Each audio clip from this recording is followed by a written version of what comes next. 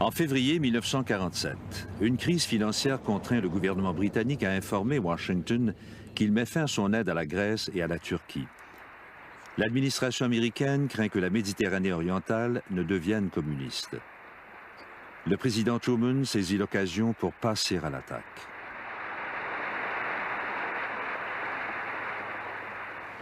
The free peoples of the world look to us for support in maintaining their freedoms. If we falter in our leadership, we may endanger the peace of the world, and we shall surely endanger the welfare of this nation. J'étais au balcon, je l'écoutais. C'est alors que j'étais frappé par la concentration totale et absolue des membres du Congrès. Toutes les personnes présentes ont compris qu'il s'agissait d'un événement historique majeur. I therefore ask the Congress to provide authority for assistance to Greece and Turkey in the amount of $400 million for the period ending June 30th, 1948. Pour la première fois, Truman précise qu'il s'agit d'un combat entre la liberté et la tyrannie, entre l'Occident et les communistes. Il doit persuader un Congrès souvent isolationniste d'agir. L'anticommunisme de la doctrine Truman y parvient. L'Europe, qui est parvenue à vaincre le fascisme au terme de 5 ans et demi de guerre, est en faillite. L'industrie, comme les maisons, sont en ruine. La population lutte pour sa survie.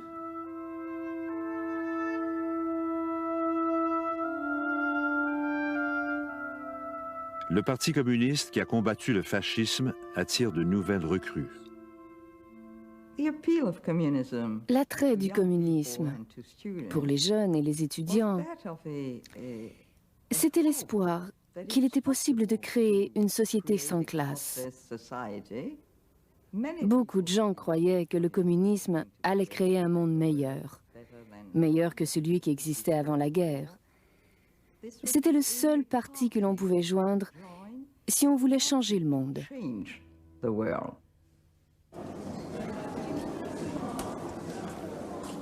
L'homme auquel Truman fait appel pour contrer la menace communiste est le tout nouveau secrétaire d'État, le général Marshall, le chef d'état-major de l'armée pendant la guerre.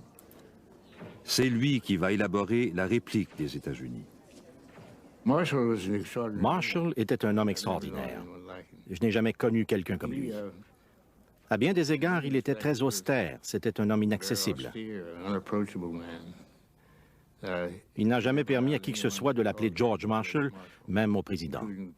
Quand le président lui a demandé s'il le pouvait, il a répondu « Non, le général Marshall fera l'affaire ». Il incarnait le commandement et la force de caractère.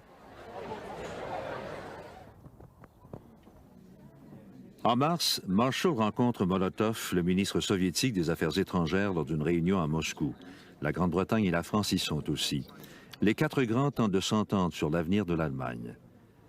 L'hospitalité russe a beau être chaleureuse, les semaines de réunion n'aboutissent à rien. Marshall a fait un dernier effort. Il a eu un entretien avec Staline au Kremlin.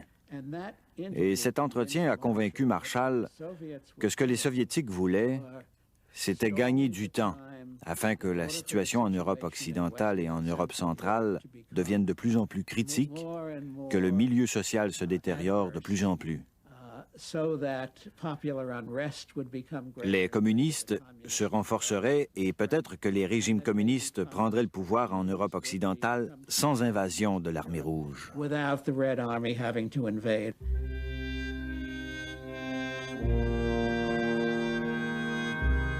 La question de l'Allemagne vaincue est au cœur des problèmes de l'Europe. Staline veut maintenir l'Allemagne à genoux. Sinon, il craint qu'elle ne se relève un jour et qu'elle menace à nouveau l'Union soviétique. Les Américains estiment que le rétablissement de l'Allemagne est la première condition au redressement complet de l'Europe. Le général Marshall est maintenant convaincu qu'il faut agir rapidement. À son retour de Moscou, il commande au ministère des Affaires étrangères de commencer à élaborer un programme d'aide à l'Europe. Il faudra investir des milliards.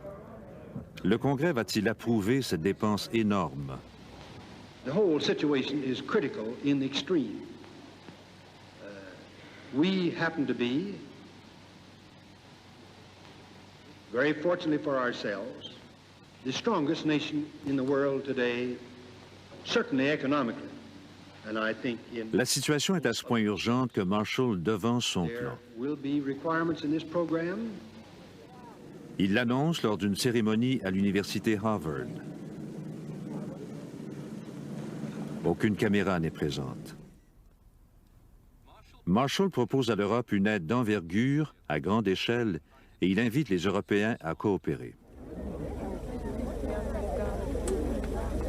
Ernest Bevin, le secrétaire des Affaires étrangères britannique, réalise aussitôt l'importance du discours de Marshall.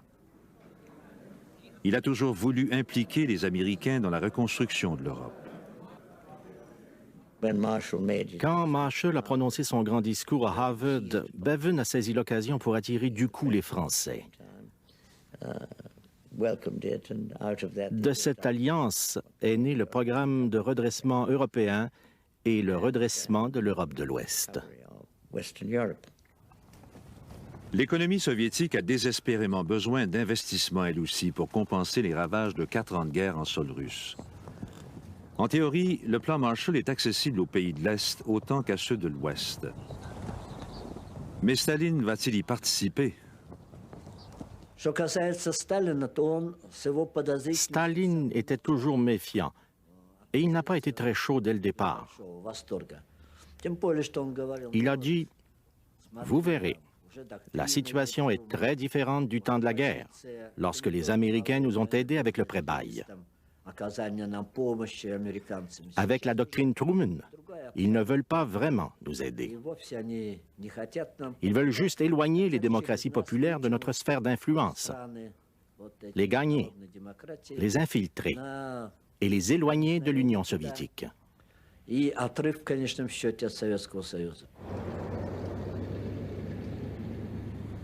À Paris, la conférence des ministres des Affaires étrangères est consacrée à la réaction européenne au plan Marshall. Malgré la mise en garde de Staline, Molotov et une importante délégation soviétique se présentent à la table de conférence.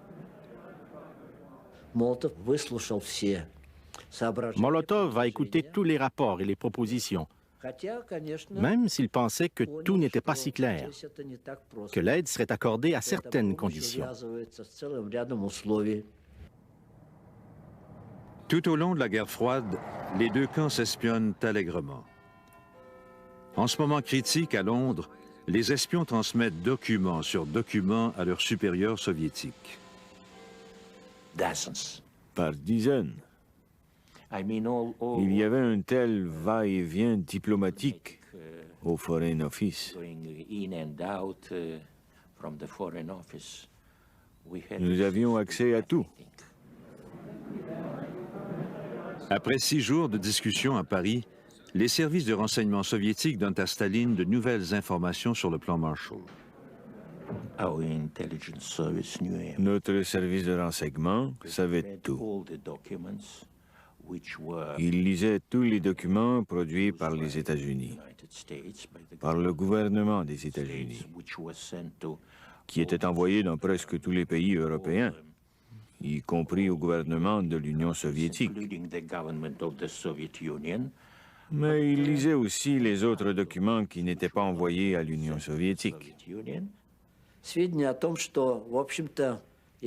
Cette information confirmait que les États-Unis ne voulaient pas vraiment que nous y participions. Ils ont fait semblant de nous consulter pour ne pas effrayer ceux qui collaboraient déjà avec eux. Staline a vite ordonné à Molotov de se retirer des négociations. En quittant la conférence de Paris, Molotov accuse l'Ouest de diviser l'Europe en 2 camps ennemis. On n'a jamais cru que les Soviétiques allaient adhérer au plan Marshall. Mais il était souhaitable de persuader le monde que nous étions vraiment altruistes. Il ne s'agissait pas d'une mesure anticommuniste, anti-soviétique, et si par miracle les soviétiques ou quelques-uns de leurs pays satellites s'étaient joints à nous, nous les aurions bien accueillis. Mais nous ne pensions pas que c'était réaliste. À Prague, les Tchécoslovaques discutent de leur adhésion au plan Marshall. Dans ce gouvernement élu démocratiquement, un ministre sur 3 est communiste. Les réactions étaient absolument positives. Même les ministres communistes du gouvernement tchécoslovaque ont accepté notre participation à la conférence de Paris pour préparer le plan Marshall. La décision du gouvernement tchécoslovaque a été absolument unanime.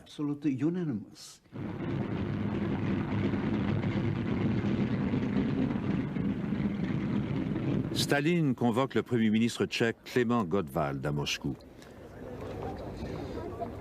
Gottwald est accompagné du ministre des Affaires étrangères Jan Masaryk. Et ils arrivent dans l'après-midi du 9 juillet et ils attendent. Il était environ 23 heures. Quelqu'un est venu leur dire de se rendre immédiatement au Kremlin. Mais la proposition qui les attendait, c'est que la délégation tchécoslovaque ne devait pas se rendre à Paris pour assister à la conférence sur le plan Marshall. Staline a dit, si le 11 juillet à 4 heures, vous n'avez pas refusé d'y assister, alors préparez-vous. Il y aura de graves conséquences dans nos relations avec vous. Staline était très clair, très rude, et il a donné l'ultimatum de 4 heures à notre délégation. C'était sa décision. Finalement, le même gouvernement qui avait accepté à l'unanimité d'être présent à Paris l'a rejeté. En ce qui concernait le plan Marshall, il n'y avait pas de discussion normale.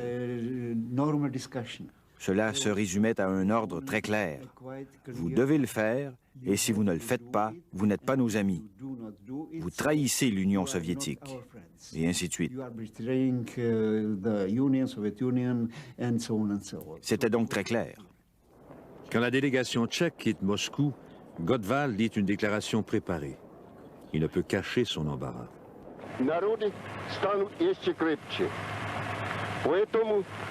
Да здравствует вечная дружба и союз Советского Союза и Чехословакии.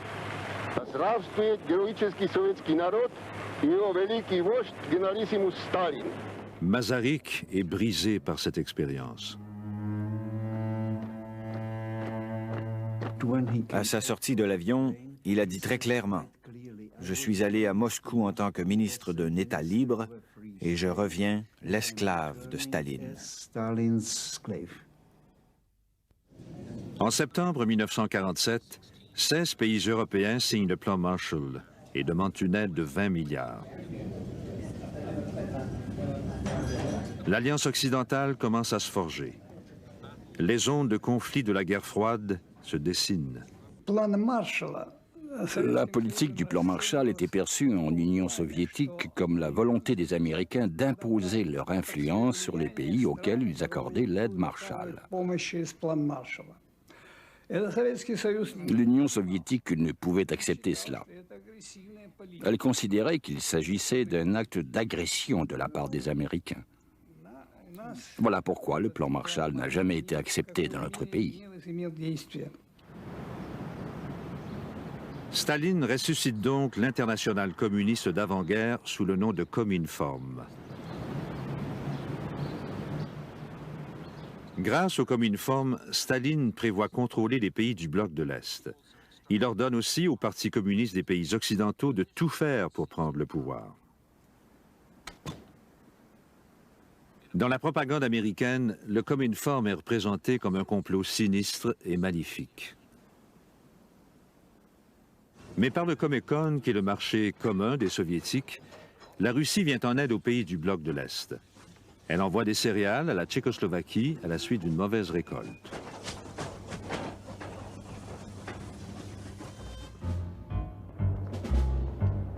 Février 1948, les communistes visent le pouvoir en Tchécoslovaquie. Les milices ouvrières défilent dans les rues. Ceux qui ne sont pas communistes sont arrêtés. Les comités d'initiative prennent le contrôle de la police et des syndicats ouvriers. Le président Beneš capitule. Le drapeau rouge flotte au cœur de Prague. En 5 jours seulement, les communistes renversent le gouvernement de la Tchécoslovaquie. Le régime de Staline est imposé aux Tchèques.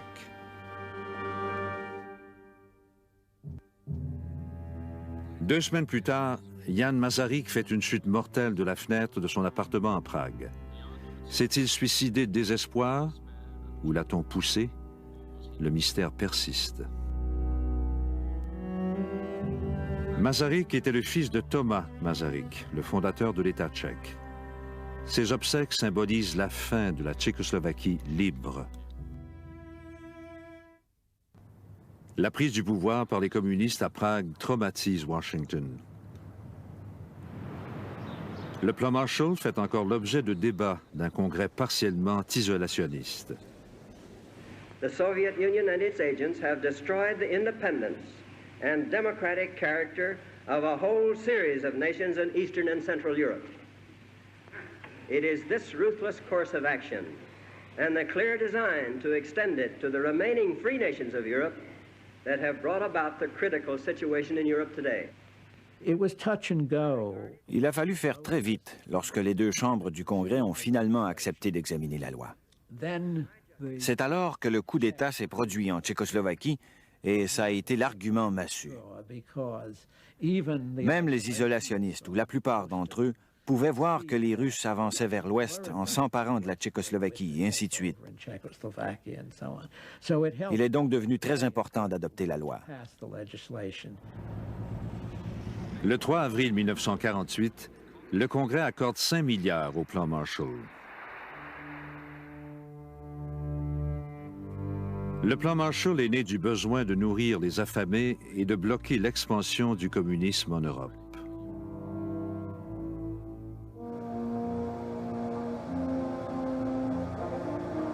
L'aide se compose à 20% de prêts et à 80% de subventions. De la nourriture et des engrais constituent les premiers envois. Suivent des machines pour accroître la production agricole. Au cours des 4 ans du plan, l'agence Marshall dépense 13,5 milliards de dollars dans 16 pays.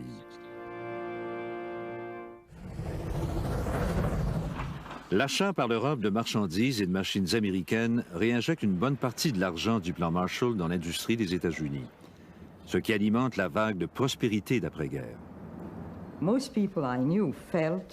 La plupart des gens que je connaissais avaient le sentiment que la générosité des Américains était bien égoïste.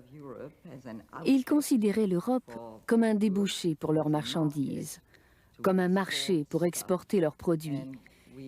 Et on s'en apercevait par le genre de marchandises qu'ils voulaient qu'on achète avec l'argent qu'ils nous avaient prêté.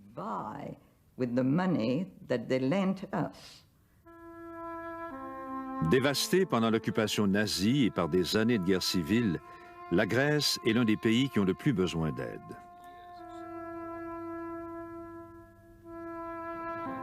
Dans le nord, les troupes gouvernementales pourchassent encore la guérilla communiste. La Grèce sortait de la guerre dans un état lamentable. 2000 villages avaient sans doute été rasés, brûlés en représailles par les nazis. Les conséquences de la guerre civile ont aggravé la dislocation effarante du tissu social.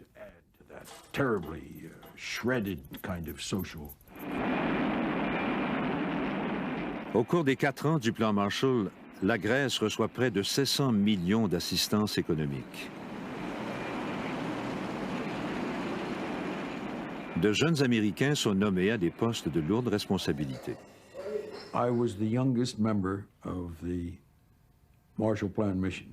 J'étais le plus jeune membre de la mission du plan Marshall en Grèce. J'y suis arrivé à l'âge de 23 ans et, à mon étonnement, un an plus tard, à 24 ans, j'étais chargé du programme d'importation grec.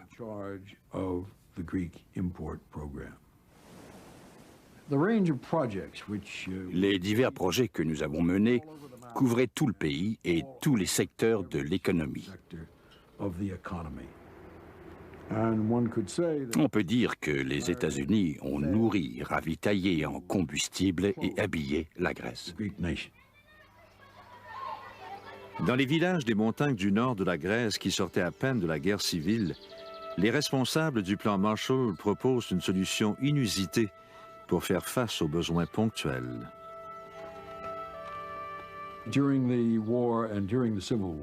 Pendant la guerre mondiale et la guerre civile, les animaux de trait ont été parmi les principales victimes. Nous avons décidé d'importer l'animal auquel nous étions le plus habitués, soit la mule du Missouri. Et la mule du Missouri n'est pas seulement têtue, elle est grosse.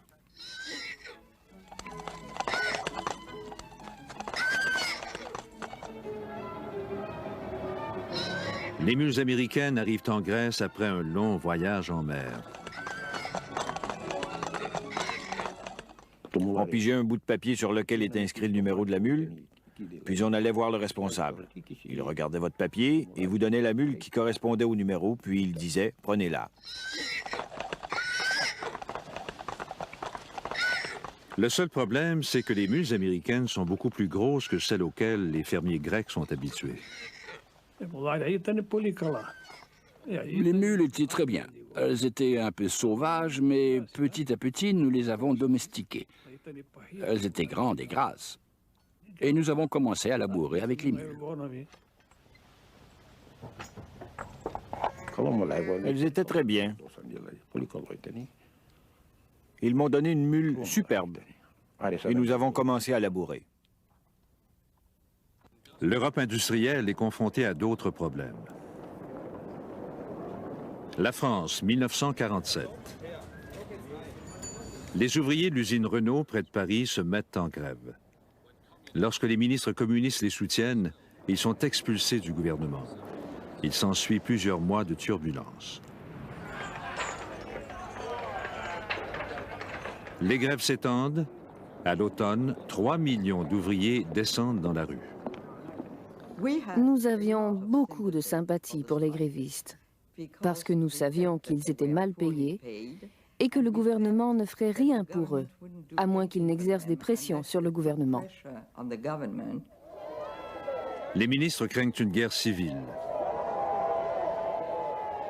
Les États-Unis font clairement savoir à Paris que l'aide Marshall ne sera pas accordée à l'industrie française tant que le gouvernement ne contrôlera pas la menace communiste. Les actes de sabotage vont jusqu'à provoquer le déraillement d'un train express. 20 personnes en meurent. Les grévistes perdent l'appui de la population. Les troubles prennent fin. La 4e République française reçoit maintenant l'aide du plan Marshall, 2,7 milliards de dollars américains. La Yougoslavie adhère au communisme à la fin de la guerre sans l'aide de Moscou. Tito, le dirigeant yougoslave, devient un allié de Staline. Mais ce n'est pas une alliance facile.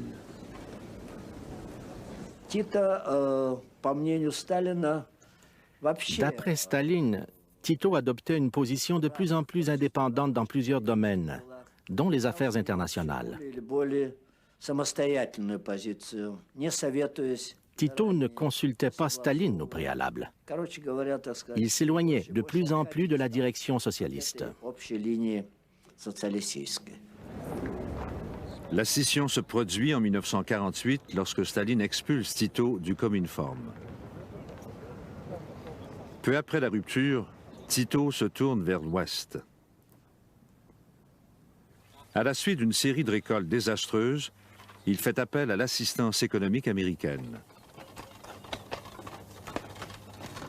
En 1950, il signe un accord avec le gouvernement des États-Unis. La Yougoslavie prend ses distances du rideau de fer. Les agences d'aide américaines distribuent près de 150 millions. Ce n'était pas un geste entièrement altruiste. Les États-Unis avaient un grand intérêt dans la réussite du plan Marshall. Autrement, on ne l'aurait pas entrepris. Le redressement de l'Europe de l'Ouest était un enjeu vital pour l'Amérique. Si les États-Unis avaient laissé l'Europe s'écrouler, cela nous aurait coûté beaucoup plus que ce que nous avons dépensé pour le plan Marshall. Nous servions aussi nos intérêts en faisant du bien. Mais tout en faisant du bien, Washington élabore d'autres tactiques. En Italie, en 1948, le Parti communiste dirigé par Togliatti domine le Front populaire de la gauche. Les démocrates chrétiens, menés par De Gasperi, dirigent le gouvernement. En avril, les premières élections générales depuis la guerre laissent entrevoir une victoire communiste.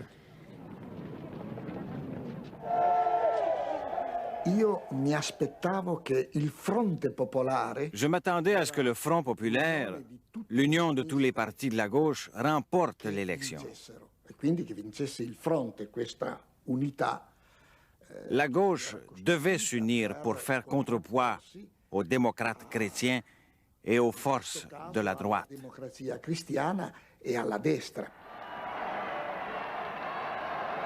Certains Italiens craignent une victoire communiste. Cette élection aurait pu propulser l'Italie d'un côté ou de l'autre du monde. Tout d'abord, je crois que ça aurait été une tragédie pour l'Italie, mais ça aurait été aussi une tragédie pour l'Europe et pour la Méditerranée, et ça aurait été un revers pour l'Amérique.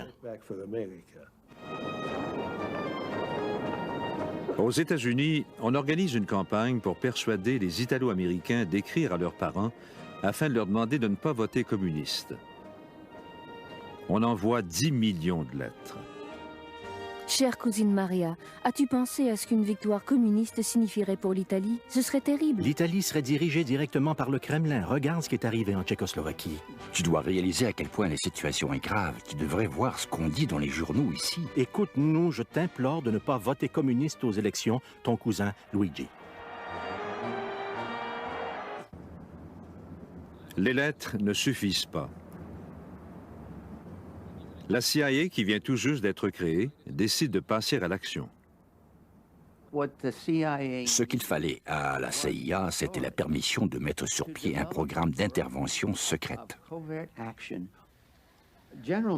Le général Marshall savait que la situation était critique en Italie. C'était le plus grand parti communiste à l'extérieur de l'Empire soviétique. Comme il n'avait pas d'organisation et qu'il savait que le ministère des Affaires étrangères ne pouvait pas accomplir ce qui devait être fait, il a déclaré «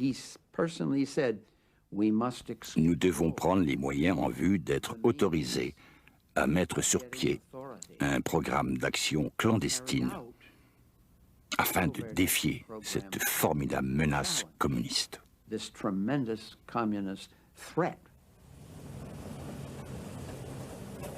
Cela déclenche un débat à la CIA.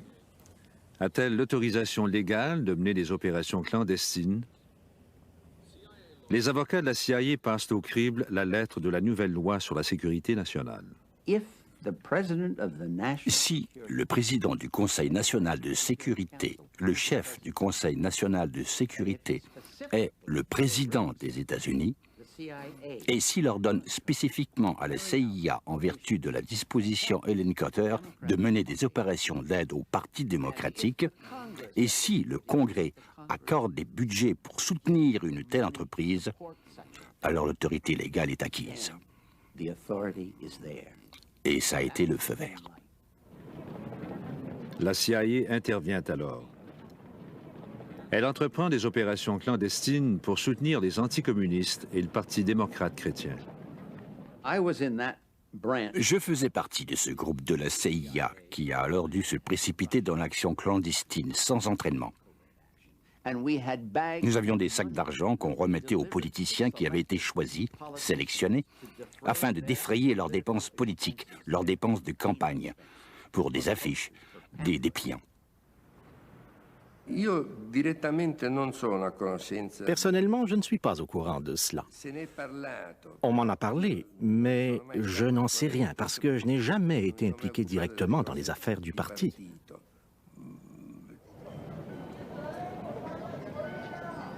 L'Église entreprend-elle aussi une grande campagne contre les communistes? Le pape Pie XII était très préoccupé par le Parti communiste. Pas tellement par ses politiques, mais plutôt par sa doctrine. Et à titre de pape, Pie XII était concerné par ce qui se passait en Italie à cette époque. On crée un réseau de comités électoraux. Ils œuvrent en parallèle avec l'organisation de l'Église catholique. Je peux dire que tous les partis enviaient notre structure électorale et surtout nos affiches.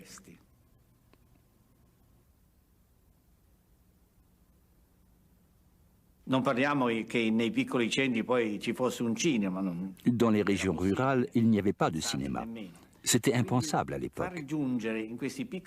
Nous avons donc eu l'idée d'envoyer quelques camions dans les villes et les villages pour y projeter les films le soir. Des films sur les élections.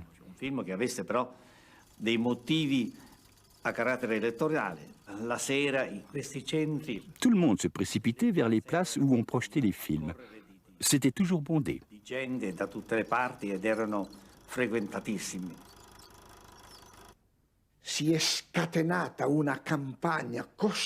Ils ont déclenché cette énorme campagne contre la gauche, les communistes, les socialistes, et ils ont dit les pires mensonges à leur sujet, des choses incroyables.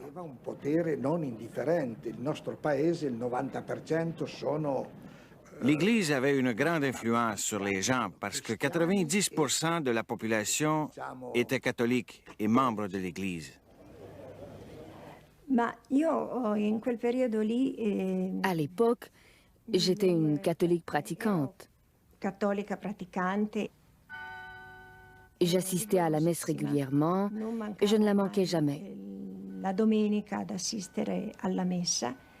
Un dimanche, je suis allée à la messe et dans son sermon, le prêtre a dit une phrase qui m'a alors touchée très profondément. Je m'en souviens encore.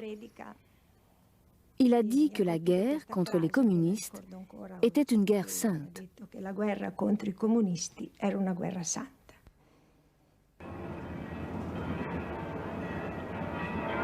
Le pape Pie XII et l'Église catholique avaient soutenu les fascistes pendant les nombreuses décennies où ils ont été au pouvoir. Mais le Vatican est complètement opposé au communisme. Quelques jours avant les élections, Pie XII excommunie plusieurs membres du PC italien. Quando ho avuto notizia di questa cosa, mi sono sentita terribilmente. Quand j'ai entendu ça, ça m'a terriblement bouleversée. D'abord parce qu'à l'époque, j'étais fiancée. Nous devions nous marier l'année suivante. Et cela signifiait que nous ne pouvions pas nous marier à l'église. Le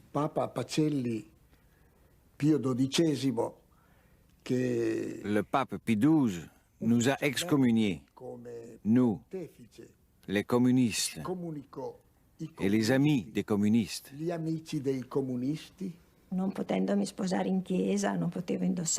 Le fait de ne pas me marier à l'église signifiait que je ne pouvais pas porter de robe blanche, qu'il n'y aurait pas de fleurs, de musique. Mon oncle, qui avait été comme un père pour moi quand j'étais une enfant, ne pouvait même pas me conduire à l'autel.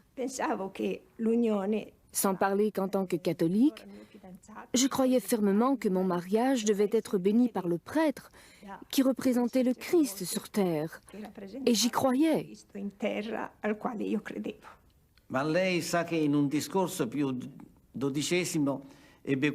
Vous savez que Pie XII a dit dans un de ses discours qu'on est soit pour le Christ, soit contre lui. Et le Parti communiste était contre le Christ. Ils étaient clairement athées. Donc c'était le devoir du pape et de l'Église de protéger leurs ouailles. Il n'y avait pas d'alternative pour l'Église. Elle devait organiser tous les mouvements chrétiens pour contrer le Parti communiste. Le 18 avril 1948, les Italiens vont voter. Les démocrates chrétiens remportent une victoire écrasante. L'Italie demeure membre de l'Alliance occidentale. Le vote communiste est réduit de moitié. Ho pianto moltissimo. J'ai tellement pleuré. Perché avevamo lavorato. Nous avions tant travaillé pour gagner cette bataille. Risultato di superare. Ça avait été un tel effort. Questo confronto. Je me souviens d'avoir pleuré et pleuré. Ho pianto moltissimo, insomma. La vittoria fu superiore a quello che noi potevamo. La victoire était encore plus grande que nous nous y attendions. C'était la seule fois que nous, les démocrates chrétiens, nous avions une majorité absolue au Parlement.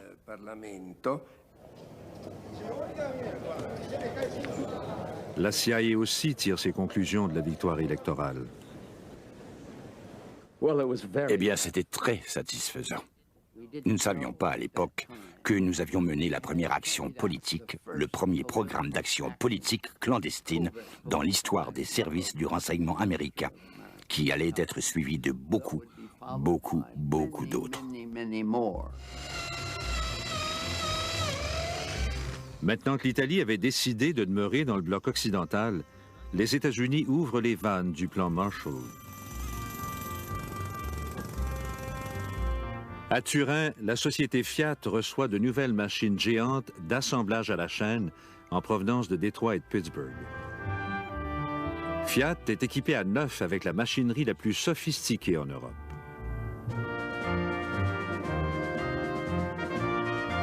Le redressement de la Fiat allait entraîner la renaissance de l'industrie italienne. En Europe et en Italie particulièrement, nous pensions que les États-Unis étaient tout-puissants. Ils détenaient 50% du produit national brut mondial. Ils avaient toute la technologie moderne. Ils avaient battu le régime nazi. Et je ne dis pas qu'on s'y attendait, mais on a été agréablement surpris de voir la générosité de leur politique étrangère. Et la générosité de leur politique étrangère, à ce moment, s'est exprimée dans le plan Marshall. Le plan Marshall démontre aussi le désir des États-Unis d'assurer l'avenir de l'Europe. Le message est le suivant. Modernisez votre économie et vous pourrez devenir comme nous. Les Américains tentaient d'imposer les idées américaines, la gestion américaine en Europe. On croyait que s'il fallait reconstruire les économies européennes, si l'Europe devait être de nouveau compétitive dans l'économie mondiale, elle devrait imiter les méthodes de production américaines, les méthodes de gestion américaines, et ainsi de suite. Et beaucoup d'hommes d'affaires européens étaient impatients de le faire. Dans ces années-là, je veux dire tout de suite après la guerre, toute l'Europe était en récession. D'abord, cela nous a aidés à sortir de la récession, à redémarrer l'économie, mais ce n'était que le premier pas. La deuxième étape importante, à rapprocher la communauté européenne dans son ensemble. Elle nous a menés à l'OTAN et elle a rapproché les pays européens entre eux et avec les États-Unis. Le plan Marshall souhaitait établir une société de consommation européenne. Les États-Unis voulaient un bloc occidental de libre entreprise, pacifique, uni et lié aux capitaux et au commerce américain. L'Union soviétique a été obligée de construire son propre bloc rival. Pendant 40 ans, les populations des pays socialistes allaient observer l'Occident en se posant bien des questions.